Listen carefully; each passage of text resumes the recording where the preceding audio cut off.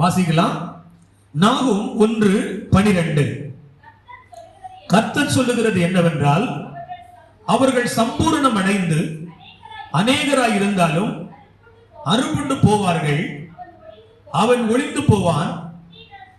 பாருங்க, இங்கே சோதரன் நினிவே ஜனங்களை பார்த்து சொல்லிட்டு இஸ்ரவேல் ஜனங்களுக்கு சொல்றாரு, உன்னை நான் சிறுமைப்படுத்தினேன், இனி உன்னை சிறுமைப்படுத்தாதிருப்பேன். அல்லேலூயா. கர்த்தர் நம்மை சிறுமைப்படுத்துவது இல்லை என்று சொல்லுகிறார்.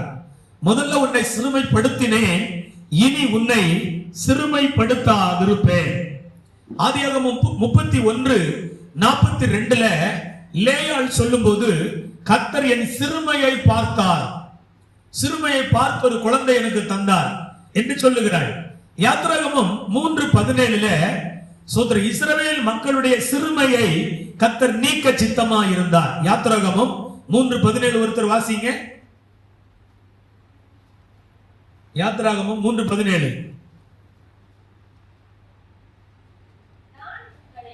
நான் உங்களை பாருங்க, எகிப்தின் சிறுமையிலிருந்து நீக்கி பாலும் தேனும் ஓடுகிற தேசமாகிய ஏத்தியர், எமோரியர், பெரிசியர், ஏவியர், எபூசியருடைய தேசத்துக்கு கொண்டு போவேன் என்றும் சொன்னேன் என்றார் என்று சொல்லு. ஸ்தோத்திரம். இஸ்ரவேல் மக்களிடத்துல ஸ்தோத்திரம், அந்த எகிப்தில் அடிமைப்பட்டிருக்கிற அந்த ஜனத்தினிடத்துல மோசே அனுப்பி கர்த்தர் சொல்லுகிறது, எகிப்தின் சிறுமையிலிருந்து உங்களை நான் நீக்கி பாலும் தேனும் ஓடுகிற தேசத்துக்கு உங்களை கொண்டு போவேன் என்று சொல்லு அப்படின்னு சொல்லி ஆண்டவர் செய்தி அனுப்புகிறதை பார்க்கிறோம். சிறுமைப்பட்டு ஒடுங்கி இருக்கிற ஜனத்துக்கு இனி சிறுமைப்படுத்தாதிருப்பேன், சிறுமையை நீக்குவேன் என்று கர்த்தர் சொன்னார் என்கிற வார்த்தையை தான் நம்ம இங்கே வாசிக்கிறோம்.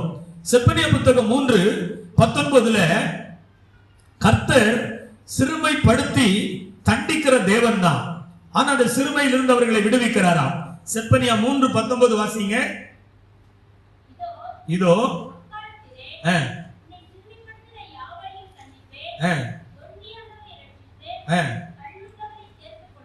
ஸ்தோத்திரம்.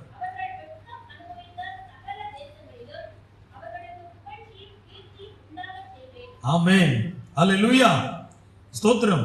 இங்கே சொல்லப்பட்டிருக்கிறது, கர்த்தர் ஒரு நியமித்த காலம் உண்டு, அங்கே உன்னை சிறுமைப்படுத்தின யாவரையும் தண்டிப்பேன் அப்படின்னு ஆண்டவர் சொல்லி இருக்கிறார். நம்ம யாரெல்லாம் என்னென்ன சூழ்நிலைகள் எல்லாம் சிறுமைப்படுத்தினதோ அவைகள் இல்லாதபடி கர்த்தர் அழித்து போடுவார். ஸ்தோத்திரம். செப்பனியா புத்தகம் 2:3 ஒருவர் வாசிங்க. தேசத்தில் உள்ள எல்லா சிறுமையானவர்களே, கர்த்தருடைய நியாயத்தை நடப்பிக்கிறவர்களே, அவரை தேடுங்கள், நீதியை தேடுங்கள், மனத்தாழ்மையை தேடுங்கள், அப்பொழுது ஒருவேளை கர்த்தருடைய கோபத்தின் நாளிலே மறைக்கப்படுவீர்கள். இங்கே சொல்லப்பட்டிருக்கிறது, தேசத்தில் சிறுமையானவர்களே கர்த்தரை தேடுங்கள். ஏன்னா சிறுமைப்படுத்தினவர்களை தேவன் தண்டிக்கிறவராக இருக்கிறார், சிறுமைப்படுத்தினவர்களை தேவன் கண்டிக்கிறவராக இருக்கிறார், சிறுமைப்படுத்தினவர்களை தேவன் கவனித்து பார்க்கிறார், சிறுமைப்படுத்தினவனை சிறுமைப்படுத்துவதை குறித்து தேவன் கவனித்துக் கொண்டிருக்கிறார். நான் சிறுமைப்பட்டு போனேன், நான் ஒடுங்கி போனேன், என் குடும்பம் சின்னது, என் வாழ்வு ஒரு சின்ன வாழ்வு, அதுல எவ்வளவு சிறுமைகள், எவ்வளவு ஒடுக்கப்பட்டு போகிறேன் என்று நீங்கள் எண்ணிக்கொண்டிருப்பீர்களானால் கர்த்தர் சொல்லுகிறார், இனி நீ சிறுமைப்படுவது இல்லை, இனி நான் உன்னை சிறுமைப்படுத்த மாட்டேன். ஆமென். நம்ம விசுவாசிக்கணும். விசுவாசத்தினால் நீதிமான் பிழைப்பான். நமக்கு கொடுக்கப்பட்ட ஒரு ஆறுதல் அப்படின்னா அது இயேசு, அவருடைய வார்த்தை மாத்திரம்தான். அல்லேலூயா. உன்னை சிறுமைப்படுத்தாதிருப்பேன். கர்த்தருக்கு மகிமை. உபாகமம் 8:2 ஒருவர் வாசிங்க. உபாகமம் 8:2.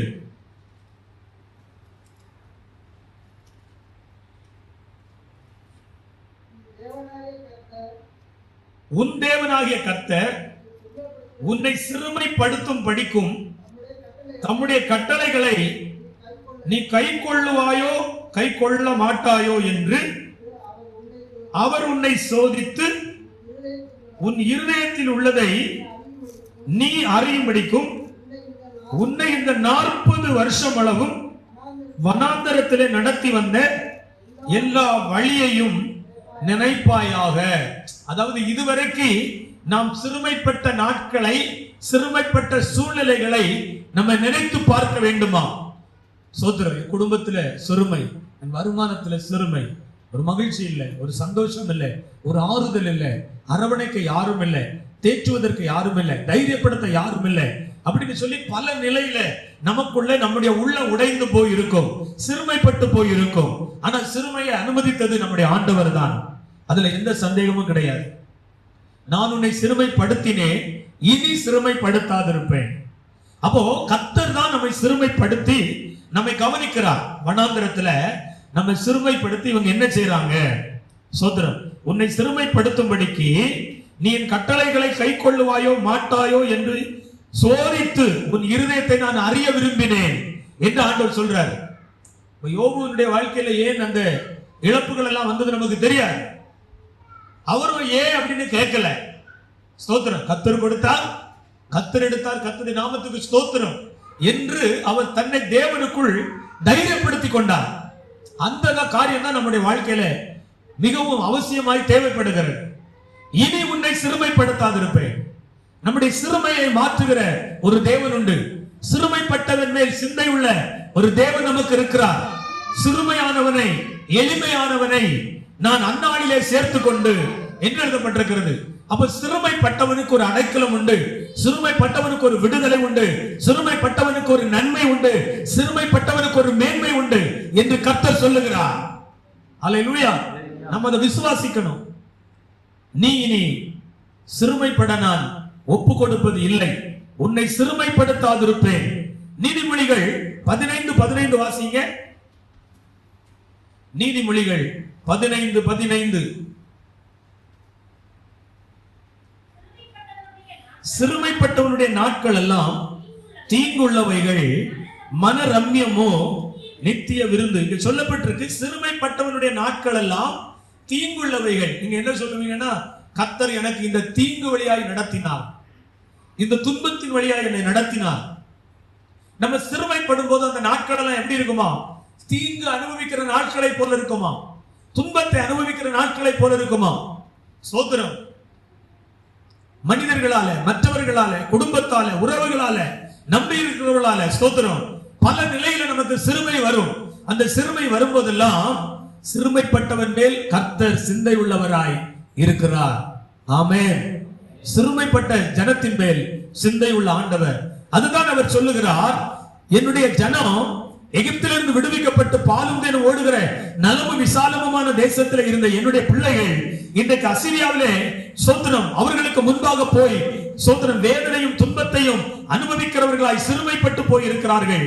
அவர்களை சோதனம் நான் ஒப்பு கொடுத்தேன் சிறுமைக்கு, ஆனால் இனி அவர்களை சிறுமைப்படுத்தாதிருப்பேன். ஆமென். கர்த்தர் நம்மை இனி சிறுமைப்படுத்த மாட்டேன் என்று வாக்கு கொடுக்கிறதாய் சொல்லப்பட்டிருக்கிறது. அப்ப நிச்சயமா நம்முடைய சிறுமை மாறும் என்பதை நீங்கள் விசுவாசிக்க வேண்டும். ஆமென். எதற்காக கர்த்தர் நம்மை சிறுமையான பாதையில நடத்தினார் அப்படின்னு 3 காரியத்தை நான் சொல்லுகிறேன். எதற்காக அல்லது ஏன் நம்மை சிறுமைப்படுத்தி நடத்தினார்? நம்பர் 1, தேவ வசனத்தால் நாம் பிழைக்க வேண்டும் என்பதற்காக. கர்த்தருடைய வசனத்தினால்தான் நாம் பிழைக்கணும் அப்படிங்கிறதுக்காகத்தான். உபாகமம் 8:3 ஒருவர் வாசிப்போம்.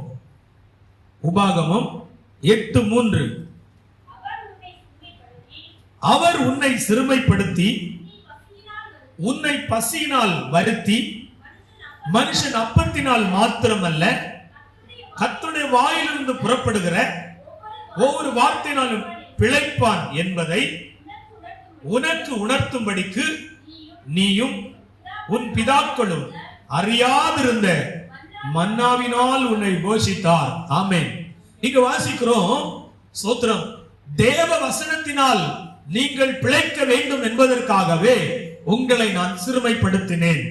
இயேசு கிறிஸ்துவை ஏற்றுக்கொள்ளுகிறதற்கு முன்பான காலங்களில நிம்மதியை தேடி, சமாதானத்தை தேடி, சுகத்தை தேடி, ஆறுதலை தேடி அலைந்து திரிகிறவர்களாய் இருந்தோம். நமக்கு ஆதரிக்க, நம்மை ஸ்தோத்திரம் உற்சாகப்படுத்த, நமக்கு உதவி செய்ய ஒருவரும் இருந்தது இல்லை. நம்மை பட்சிக்கவும் நம்மை அழிக்கவும் தீவிரித்தவர்கள் அநேகர் இருக்கிறார்கள். கொஞ்சம் சுகவீனம் வந்தா ஸ்தோத்திரம் இவன் அவ்வளவுதான் அப்படி சொன்னவங்க இருக்கிறாங்க. ரட்சிக்கப்படுகிறதுக்கு முன்னாடி திருமணமான புதுசுல பிசாசின்படினால நாங்க பாதிக்கப்பட்டு கொண்டிருந்தோம். அந்த நாட்கள்ல ஸ்தோத்திரம் திருமணமாகி கிட்டத்தட்ட மறுநாளே பேய்கோளாறு தான்.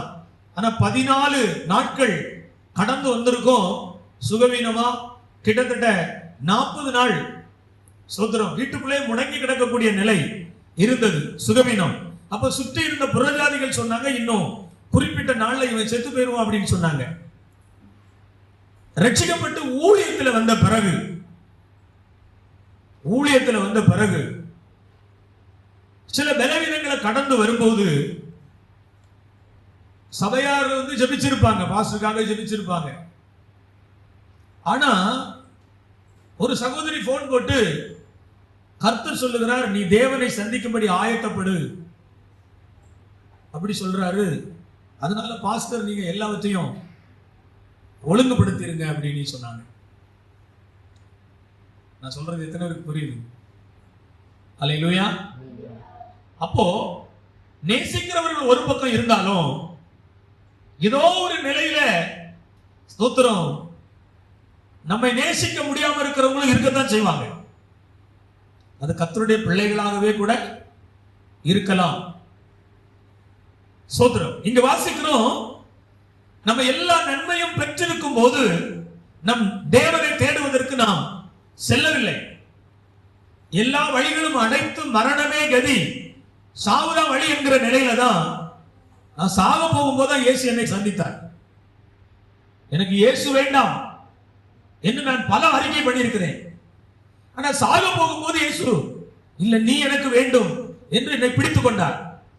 அப்ப அன்றைக்கு என்னை வெறுமையாக்குனதுனால, என்னை சிறுமைப்படுத்தினதுனாலதான் தேவனை தேடுகிறதுக்கு என் இருதயம் திரும்பத்தக்கதாக கர்த்தர் மனுஷன் இந்த உலகத்தில் வாழ்வது ஸ்தோத்திரம் உலக வழக்கத்தின்படி வாழ்வதல்ல, அப்பத்தினால் மாத்திரமல்ல, தேவன் இருக்கிறார், அவருடைய வாயிலிருந்து புறப்பட்ட வார்த்தை இருக்கிறது. அந்த வார்த்தை உன்னை வாழ வைக்கும், அந்த வார்த்தை உன்னை ஆசீர்வதித்து மேன்மைப்படுத்தும் என்று நான் உணரும்படிக்கு என்னை நடத்தினார்.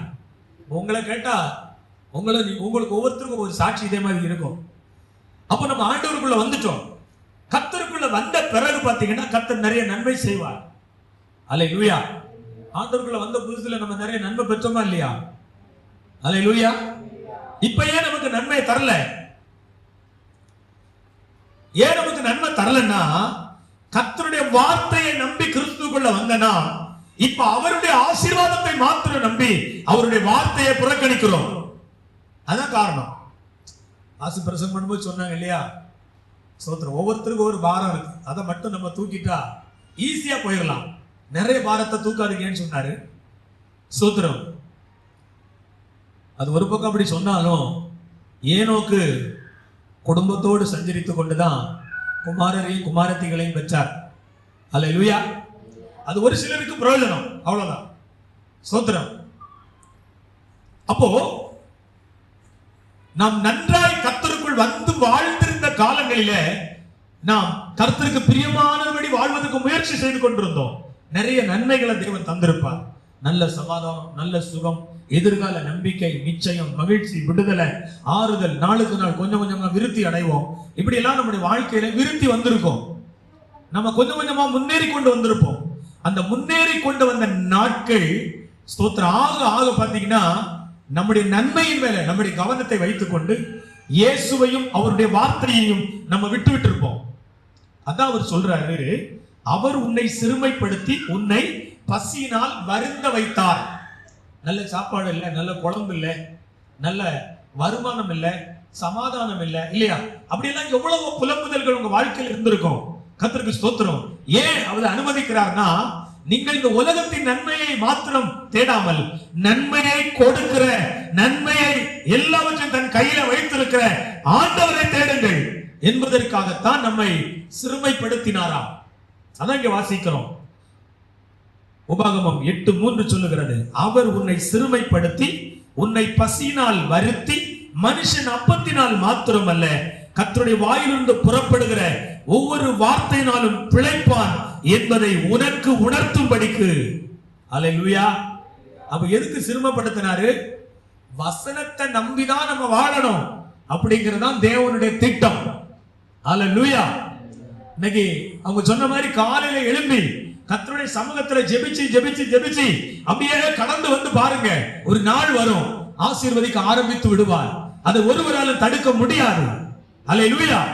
ஸ்தோத்திரம். மனுஷன் அப்பத்தினால் மாத்திரமல்ல தேவனுடைய வாயிலிருந்து புறப்படும் ஒவ்வொரு வார்த்தையினாலும் பிழைப்பான் என்பதை உணரத்தக்கதாக. அதுக்காகத்தான் கர்த்தர் நம்மளை சிறுமையில நடத்துறார். ஸ்தோத்திரம். சிறுமை வரலன்னா நம்ம ஆண்டவரை திரும்பி பார்ப்போம் நீங்க நினைக்கிறீங்க? நிச்சயமா கிடையாது. முடியாது, முடியாது. ஸ்தோத்திரம். எப்படியாவது நம்ம ஏதோ ஒரு விஷயத்துல இழுக்கப்பட்டுருவோம். அதுக்காக தான் கர்த்தர் அவருடைய கையில நம்மை வைத்துக் கொள்ளத்தக்கதாகத்தான் நம்மை சிறுமைப்படுத்தி பசியினால் வருத்தி பலவீனப்படுத்தி சோர்வுக்கான வழிகளை நம்மை நடத்தி அதிலிருந்து நம்மளை உணர வச்சு நமக்கு ஒரு தேவன் உண்டு, அவருடைய வார்த்தை தான் என்னை பிழைக்க வைக்கும், அவருடைய வார்த்தை தான் என்னை ஆசீர்வதிக்கும் என்று உணர வைக்கத்தக்கதாகத்தான் கர்த்தர் நம்மை சிறுமைப்படுத்தினார். அப்ப இந்த நாட்கள் நமக்கு உணர்வதற்கு தேவன் தந்த ஒரு வாய்ப்பு. ஆமென். ஸ்தோத்திரம். சங்கீதம் 1 முதல் 3 வசனங்கள் சொல்லுகிறது, துன்மார்க்கனுடைய ஆலோசனையில் நடவாமலும் பாவிகளுடைய வழியில் நில்லாமலும் பரியாசக்காரன் உட்காரும் இடத்தில் உட்காராமலும் வேதத்தில் பிரியமாயிருந்து இரவும் பகலும் அவருடைய வேதத்தில் தியானமாய் இருக்கிற மனுஷன் பாக்கியவான். அவன் நீர்க்கால்களின் ஓரத்தில் நடப்பட்டு தன் காலத்தில் தன் கனியை தந்து இலை உதராதிருக்கிற மரத்தை போல் இருப்பான். அவன் செய்வதெல்லாம் வாய்க்கும். இந்த ஏப்ரல் மாதத்துக்கு நமக்கு கிடைச்ச வாக்குத்தத்தம், அவன் செய்வதெல்லாம் வாய்க்கும். அல்லேலூயா. ஸ்தோத்திரம். துன்மார்க்கரோடு ஒரு ஆலோசனை வச்சுக்கிட்டு பாவிகளுடைய வழியில நின்று கொண்டு பைபிளை கையில வச்சுக்கிட்டு எனக்கு காரியம் வாய்க்கும், நான் நீர்ப்பச்சலன தோட்டத்தை போல இருப்பேன்னா இருக்க முடியாது. அந்த ஆசீர்வாதம் நிக்காது. அல்லேலூயா. துன்மார்க்கனுடைய ஆலோசனையில் நடவாமலும். அப்ப யார் ஒருவர் தேவனையோ தேவ சமூகத்தையோ வசனத்தையோ நம்ம விசுவாசிக்க முடியாதபடி அவிசுவாசப்படுத்துறாங்களோ, பின்வாங்க செய்யறாங்களோ, மோசம் போக்குகிறாங்களோ, அவங்க ஆலோசனையை கேட்டு ஒரு காரியத்தை செய்தால் உங்களுக்கு ஒரு காரியமும் வாய்க்காது. தேவனை தவிர நன்மை செய்ய இந்த உலகத்தில் ஒரு தெய்வன் இல்லை. இயேசுவை போல ஒரு நல்லவர் இல்லை. நாசில சுவாசம் உள்ள மனுஷனை நம்பாயாக. நாசில சுவாசம் உள்ள மனுஷனை நம்புவதை பார்க்கிறோம். கர்த்தர் பேரில் பற்றுதலா இருப்பதே நலம். அல்லேலூயா. ஸ்தோத்திரம். அப்ப ஆண்டவர் மேல நம்ம பற்றுதலை வைக்கணும். ஆண்டவர் மேல நம்ம உறுதியான ஒரு நம்பிக்கையை வைக்கணும். அது என்ன செய்யும் அப்படின்னா, நீர்க்காலின் ஓரத்தில் நடப்பட்ட மரத்தை போல நம்ம நிலைக்க பண்ணி நல்ல செழித்து வளருகிற ஒரு செழிப்பை நம்முடைய வாழ்க்கையில கட்டளையிட்டு அந்த செழிப்புல அந்த நன்மையில ஒன்னும் உருந்து போகாதபடி, ஸ்தோத்திரம், இழந்து போகாதபடிக்கு காத்து நாம செய்வதெல்லாம் நமக்கு வந்து வாய்க்கும்படி செய்யும். ஆமென். ஸ்தோத்திரம். வாய்க்கணுமா வேண்டாமா? வாய்க்கணும். அதை செய்வது எது? வசனம். வேதத்தில் பிரியமாயிருந்து இரவும் பகலும் அவருடைய வேதத்தில் தியானமாய் இருக்கிற மனுஷன் பாக்கியம். அப்ப என்ன பாக்கியம் அப்படின்னா, அந்த கீழே சொல்லப்பட்டிருக்க அத்தனை நன்மைகளும் நம்முடைய வாழ்க்கையில வந்து பலிக்கணும். அதுதான் அந்த ஆசீர்வாதம். சங்கீதம் 119 49 50 வசனங்கள் சொல்லுகிறது. ஸ்தோத்திரம். நீர் என்னை நம்ப பண்ணின வசனத்தை உமது அடியனுக்கு நினைத்தருளும், அதுவே என் சிறுமையில் எனக்கு ஆறுதல். பாருங்க, உங்களுடைய வாக்கு என்னை உயிர்ப்பித்தது. ஸ்தோத்திரம். அந்த கர்த்தர் சொன்ன வார்த்தைகள் நம்மை உயிர்ப்பித்து நம்ம என்ன செய்யுமா? ஆறுதல் செய்யுமா?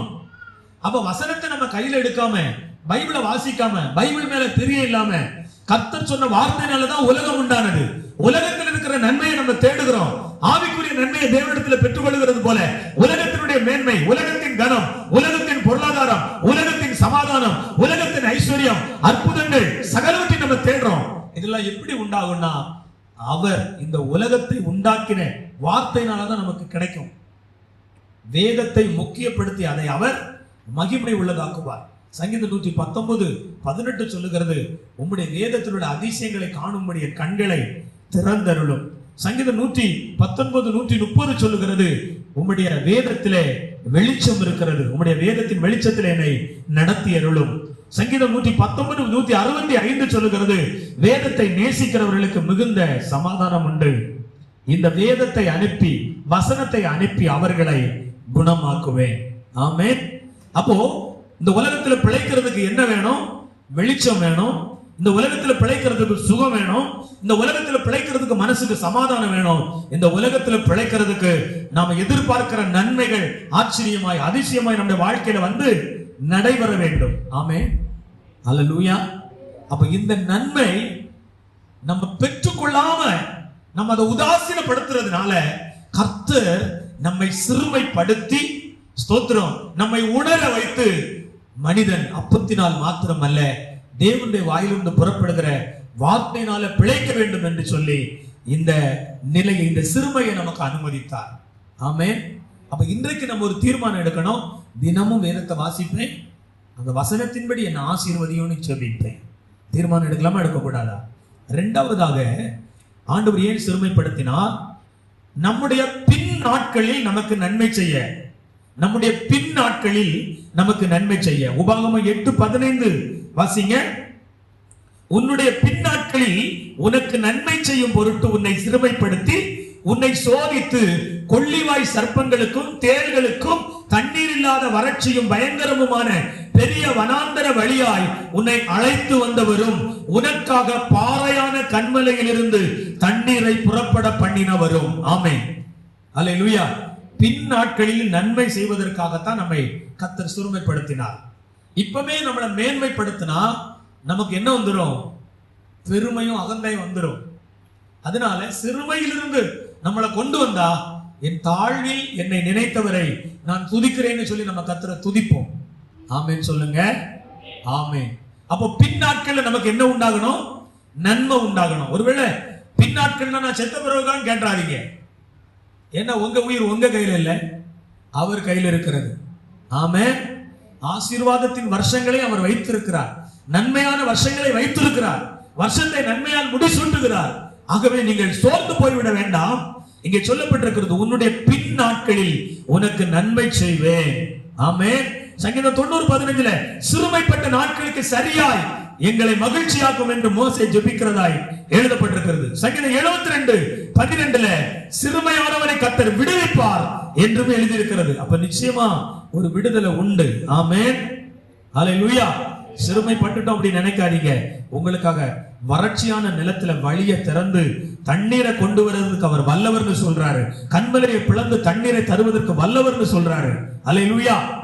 கர்த்தருக்கு ஸ்தோத்திரம். மூன்றாவதாக, ஏன் நம்மை சிறுமைப்படுத்தினார்? உங்களுக்கு ஆறுதல் செய்வதற்காக. ஆமென். மூன்றாவது, எதற்கு நம்மை சிறுமைப்படுத்தினாரா? நமக்கு ஆறுதல் செய்வதற்காக. 2 கொரிந்தியர் 7:6 வாசிங்க சீக்கிரமா. 2 கொரிந்தியர் 7:6.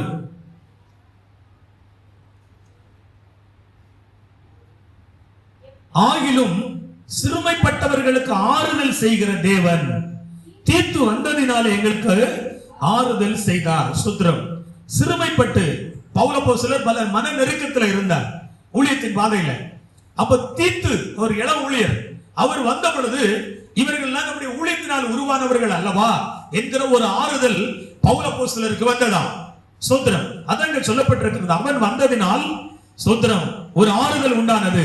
அப்ப சிறுமைப்பட்டவர்களுக்கு கர்த்தர் என்ன செய்வாராம்? ஆறுதல் செய்வாராம். நீங்கள் 2 கொரிந்தியர் 1 அதிகாரம் 4 பாருங்க. தேவனால் எங்களுக்கு அருளப்படுகிற ஆறுதலினாலே எந்த உபத்திரவத்திலும் அகப்படுகிறவர்களுக்கு நாங்கள் ஆறுதல் செய்யத்தக்க திராணி உள்ளவர்களாகும்படி எங்களுக்கு வரும் சகல உபத்திரவங்களிலேயும் அவரே எங்களுக்கு ஆறுதல் செய்கிறவர். ஆமென். 5 எப்படி எனில் கிறிஸ்துவனுடைய பாடுகள் எங்களிடத்தில் பெருகுகிறது போல கிறிஸ்துவினாலே, சேர்ந்து வாசிப்போம், கிறிஸ்துவினாலே எங்களுக்கு ஆறுதலும் பெருகுகிறது. அல்லேலூயா. அப்ப சிறுமைப்படுத்த தேவன் நம்மை அனுமதித்தது எதற்காக? ஆறுதல் செய்வதற்காக. ஏன்னா பாடுபடுகிறவர்கள் இந்த பூமியில் நன்றாயிருப்பார்கள், பாடுபடுகிறவர்கள் பரலோகத்திலேயும் பலனை அனுபவிப்பார்கள். ஆமென். அதனாலதான் கர்த்தர் 2 மடங்கு, அதாவது ரெட்டிப்பான ஆசீர்வாதம், இம்மையிலே ஆசீர்வாதம், மறுமையிலே ஆசீர்வாதம். அவரோடு கூட பாடு அனுபவிப்பார்கள், அவரோடு கூட பூமியிலே 1000 வருட அரசாட்சியிலே ஆளுகை செய்வார்கள் என்று எழுதியிருக்கிறது. அப்போ 1000 வருட அரசாட்சியில இந்த உலகத்துல இப்போ கிறிஸ்துவுக்குள் பாடுபடுகிறவர்கள் அந்த 1000 வருட அரசாட்சியில ஒவ்வொரு இடத்திலையும் தேவ தீர்மானத்தின்படி ஆளுகை செய்கிறவங்களா இருப்பாங்க. ஸ்தோத்திரம். ஏன் ஆறுதல் இல்லாம போயிருது அப்படின்னா, அநேக நேரம் பாடுகள், பிரச்சனைகள், உபத்திரவங்கள் எதனால வருது? அவனவன் தன் சுய இச்சையிலே இழுக்கப்பட்டு சிக்குண்டு சோதிக்கப்படுகிறதுனால, ஸ்தோத்திரம், தன்னை பரிசுத்தமாய் காத்து கொள்ளாததுனால, இப்படி எல்லாம் பல நிலையிலே நமக்கு நெருக்கங்கள் வருகிறது. நீங்க 2 கொரிந்தியர் 7ஆம் அதிகாரம் அதனுடைய 7 முதல் ஸ்தோத்திரம் அதனுடைய 17 அதனுடைய 11 வசனங்கள் வரைக்கும் பார்த்தீங்கன்னா, ஒரு தவறு செய்கிறவங்களை சுட்டி காட்டுறாரு பவுல் அப்போஸ்தலர். இவங்களுக்கு என்னன்னா, இவர் போய் என்ன இப்படி எப்படி சொல்லலாம் அப்படின்னு ஒரு ஆதங்கம் அவருக்குள்ள வருது. ஆனா ஒரு குறித்த நாளுக்கு அப்புறம் பவுல் அப்போஸ்தலர் சொன்ன வார்த்தை நல்லது.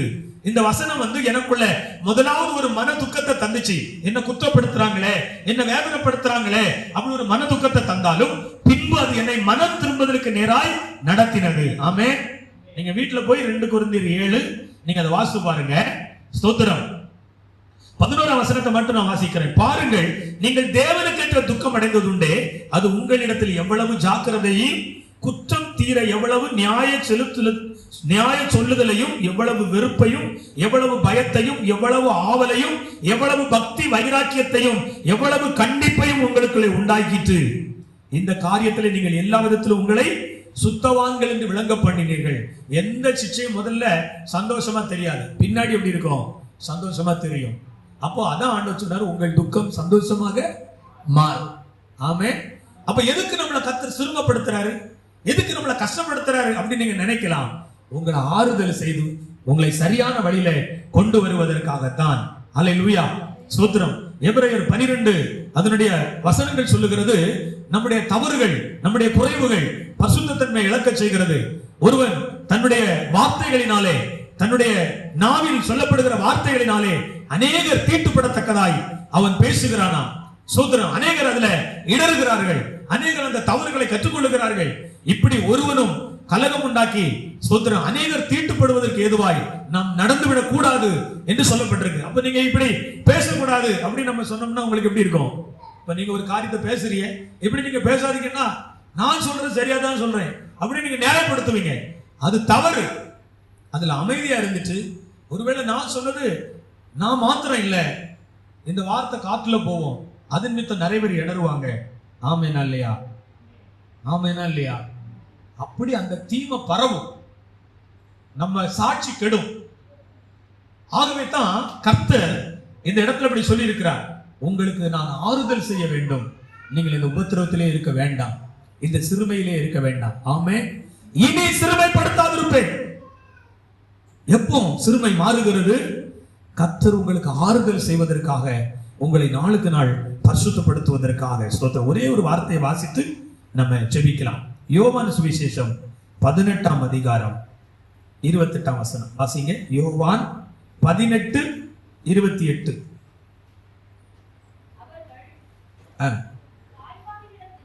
அவர்கள் காய்பாவினிடத்திலிருந்து இயேசுவை தேசாதிபதியின் அரண்மனைக்கு கொண்டு போனார்கள்.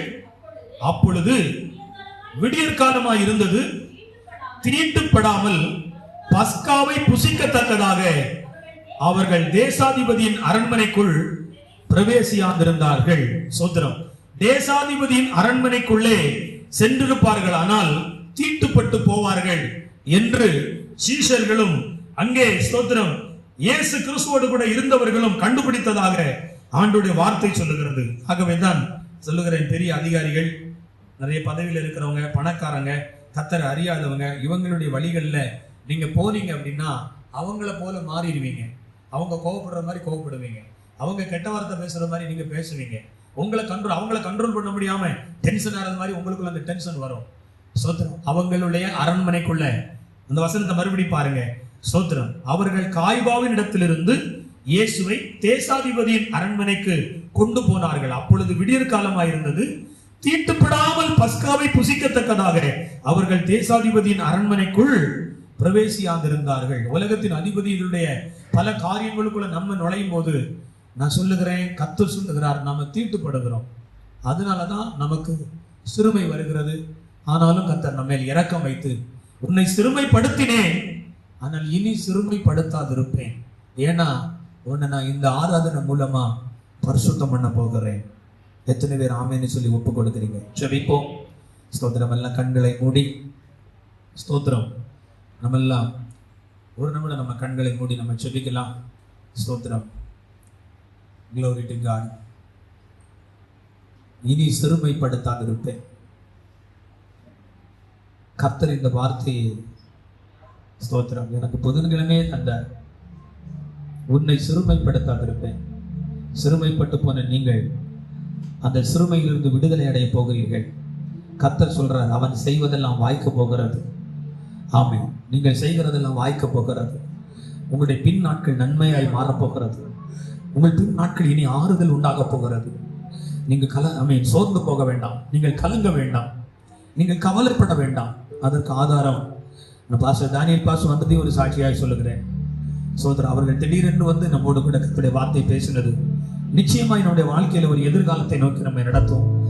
ஹல்லேலூயா. அல்ல கண்களை மூடி, அப்பா சோதரர் நான் சிறுமைப்படுத்தப்பட்டேன், நீங்க தான் என்னை சிறுமைப்படுத்தினீங்க, ஆனா இனி சிறுமைப்படுத்த மாட்டேன்னு சொல்றீங்க. என்னை சிறுமைப்படுத்தின காரியம் என்னன்னு அறிஞ்சுக்கிட்டேன்.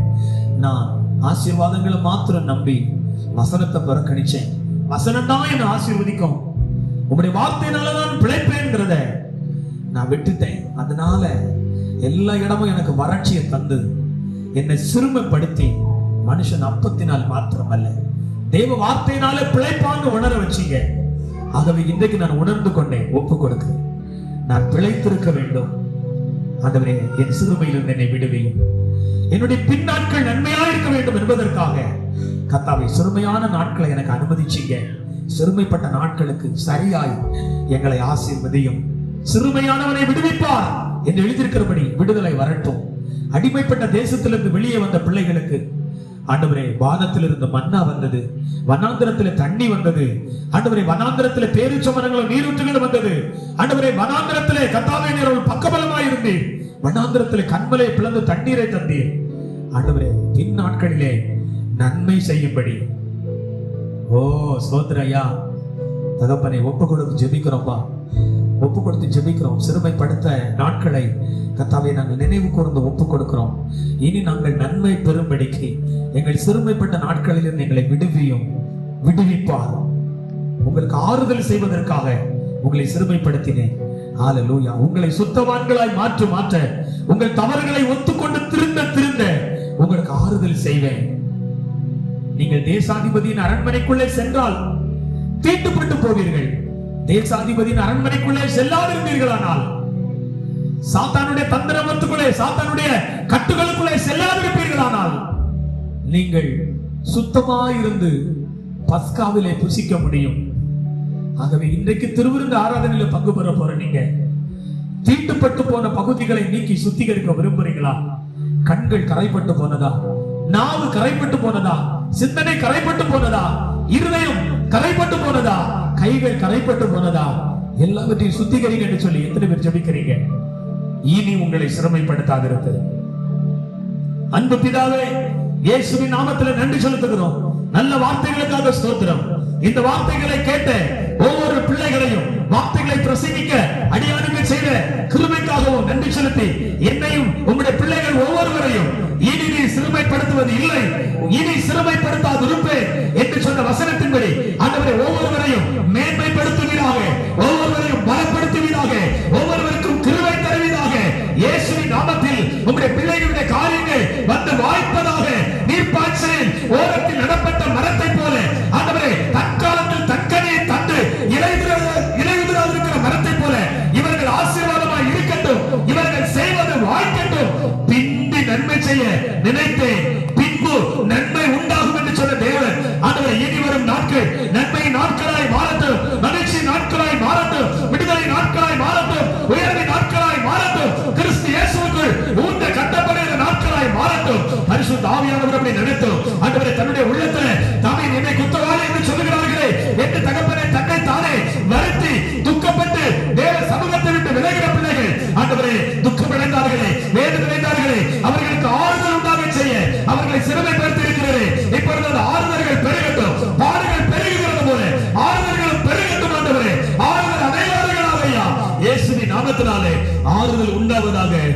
தகப்பனே, சுத்தவான்களாய் காத்து குற்றமில்லாத இருதயத்தை, சுத்த மனசாட்சியில விசுவாசத்தை காத்துக்கொண்டு உம்முடைய ஆறுதல்களினால் ஆறுதல் செய்யப்பட உதவி செய்வீராக. ஆண்டவரே, எங்கள் நாவு தீட்டுப்படக்கூடாது, எங்கள் சிந்தனை தீட்டுப்படக்கூடாது, எங்கள் இருதயம் கரைபடக்கூடாது, எங்கள் கைகள் கரைபடக்கூடாது ஐயா. எங்கள் ஒவ்வொருவரையும் பரிசுத்தப்படுத்தும் என்று சொல்லி உம்முடைய சமூகத்தில் ஜெபிக்கிறோம். ஒவ்வொருவரையும் சுத்திகரிப்பீராக. ஒவ்வொருவரும் மேலும் இரத்தத்தின் வல்லமை இறங்குவதாக, பரிசுத்தம் உண்டாவதாக. இயேசுவின் நாமத்தினாலே உன்னை சுத்தவானாக காத்துக்கொள். ஆமென் கர்த்தாவே.